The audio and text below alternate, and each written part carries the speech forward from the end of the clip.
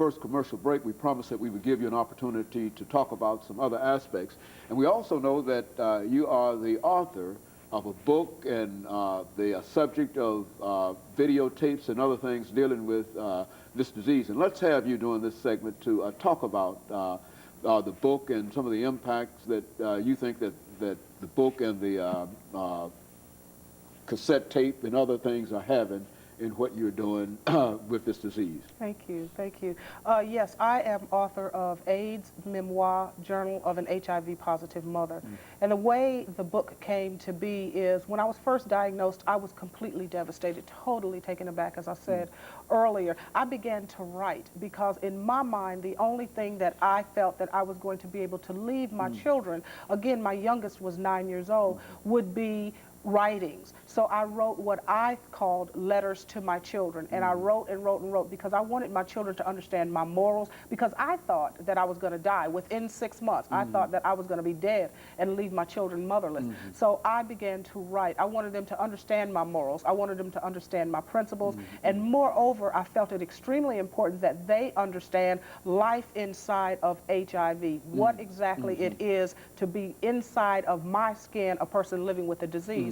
Again, they were very young, and we took our time in telling them. They were not informed right away. So over the course of time, letters to my children began, you know, this large stack of papers began to grow and grow and grow. And a friend of mine, I eventually let a friend of mine read them, and she said to me, Catherine, you have to allow other people to read what is really going on in the skin of an African-American female living with this disease. And lo and behold, AIDS Memoir, Journal of an HIV Positive Mother was created.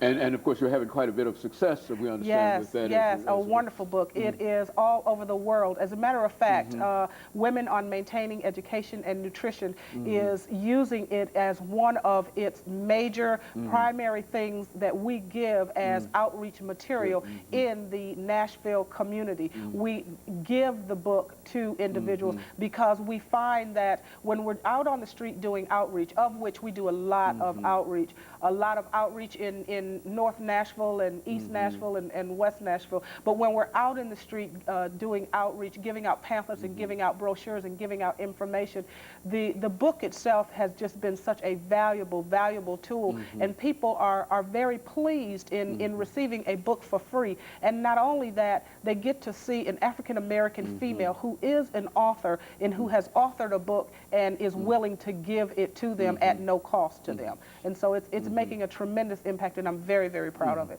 You know, I think you've mentioned this whole fact of denial especially within the African-American community in reference to this disease. Why don't you talk about that in terms of the impact that this disease is having upon the life of individuals? You know, we know oftentimes that persons will be very healthy and up and around, and then all of a sudden they simply disappear, and we never know exactly what happened to them, and then we can get information in reference to the tremendous statistical information about this, and then we don't know, I mean, what can we do in order to reach these individuals who are simply shutting off and closing up when they find that they have this disease? Because you've got courage. We've talked to a number of other persons who have the same kind of courage that you have, but a large number of folks are not willing to come out and deal with this, and perhaps because of that, it sort of undermines their own health, their own ability to fight it. Yes, absolutely. Yes, there is tremendous denial, tremendous rejection within the African-American community.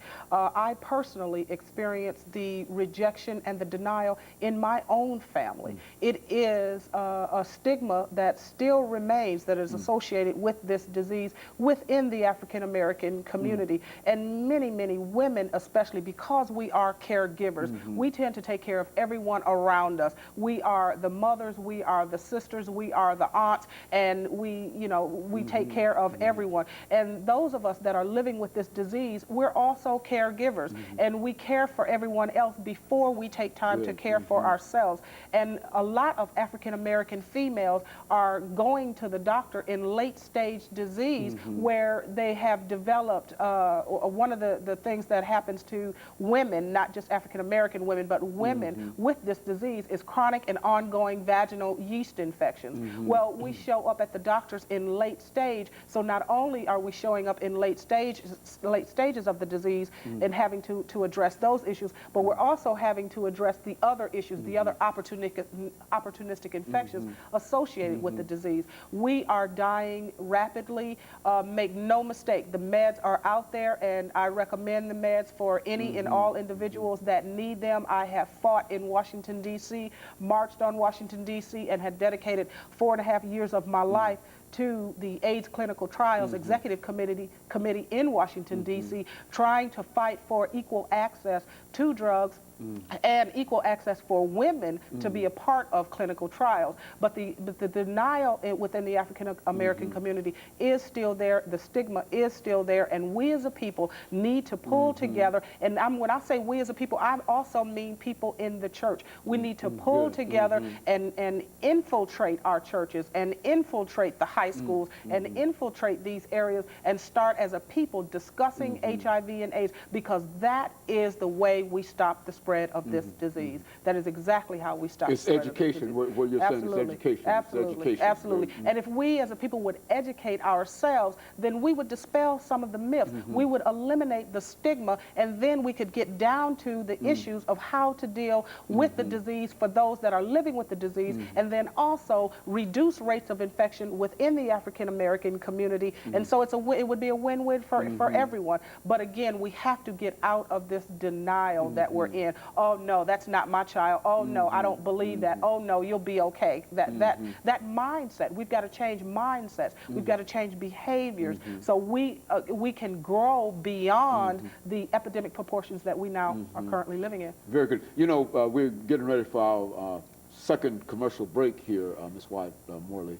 And when we come back, we want you to sort of summarize during the last segment that we have some of the things that you believe could assist you in the organization that you have in terms of reaching more people. Now, certainly we know that the book plays a very, very significant role, and as you've indicated that it's worldwide and being sold everywhere now and being given away everywhere now, but we know that it is not free in the sense that you might be giving it away, but you also need additional support. And so when we come back following this commercial break, we want you to deal with that. And we'll be back with our audience following this short commercial break.